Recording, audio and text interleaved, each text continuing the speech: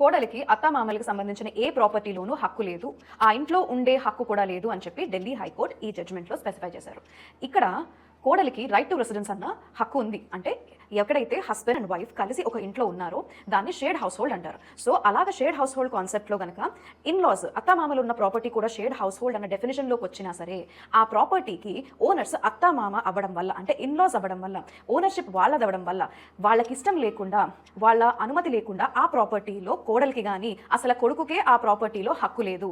If the property is self acquired, అంటే in-laws వాళ్ళుగా సంపాదించుకుని కొనుక్కున్న ప్రాపర్టీ అయితే కొడుకుకి కానీ కోడలికి కానీ ఎట్లాంటి హక్కు లేదు. వాళ్ళు ఒకవేళ ఆ ప్రాపర్టీ కొడుకుకి రాస్తే అప్పుడు ఆ ప్రాపర్టీలో కోడలు వెళ్ళి ఉండడానికి, రెసిడెన్స్కి ఆమెకి హక్కు ఉంటుంది, లేకపోతే కనుక హక్కు లేదు. ఇక్కడ రైట్ టు రెసిడెన్స్ అన్న ప్రొవిజన్ అన్న ప్రొటెక్షన్ ఎలా అయితే డాటర్ ఇన్ లాక్ ఉందో అలాగే ఇన్లాస్కి కూడా, సీనియర్ సిటిజన్స్ కూడా protection and maintenance of the senior citizens act అన్న యాక్ట్ వాళ్ళకు కూడా ఉంది. సో దాని త్రూ మెయింటెనెన్స్ రావచ్చు, దాని త్రూ పోలీస్ ప్రొటెక్షన్ రావచ్చు, అండ్ ఎస్పెషలీ దాని త్రూ ఎవిక్షన్ కూడా రావచ్చు. అంటే సీనియర్ సిటిజన్స్కి ఇష్టం లేకుండా వాళ్ళ ప్రాపర్టీలో బలవంతంగా సొంత కొడుకు సొంత కోడలున్నా, లేకపోతే వాళ్ళ ప్రాపర్టీలో బలవంతంగా డాటర్ ఇన్ లానే ఉన్నా సరే ఆమెని ఎవిక్ట్ చేయించేయచ్చు, అంటే ఆమెను బయటికి పంపించేయచ్చు through the order of a tribunal.